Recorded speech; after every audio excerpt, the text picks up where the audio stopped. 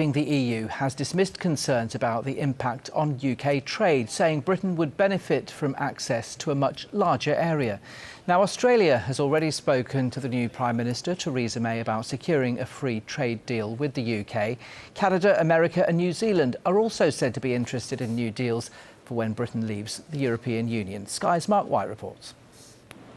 As the fifth largest economy in the Asia-Pacific, there is no doubt a trade deal with Australia could be highly lucrative for British businesses. But even with a determined effort from both governments, any deal is likely to be several years away and certainly can't happen before the UK leaves the EU.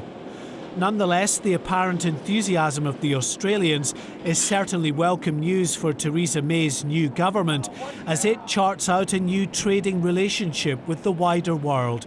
Indeed, ministers seem to be suggesting countries are already lining up to cut a deal.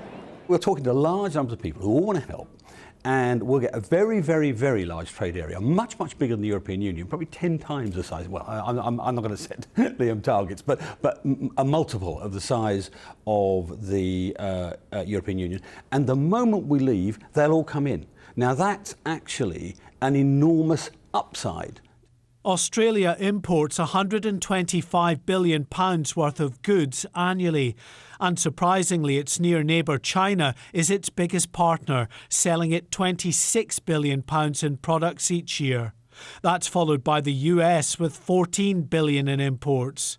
The UK sends £3.25 billion of products down under.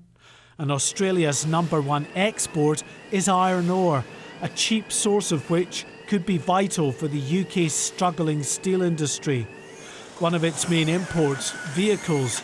The UK's automotive manufacturers would certainly benefit from a better deal than the current 10% import tariff. Australian entrepreneur Michael Jacobson helps start-up businesses in both countries. He's excited about the opportunities.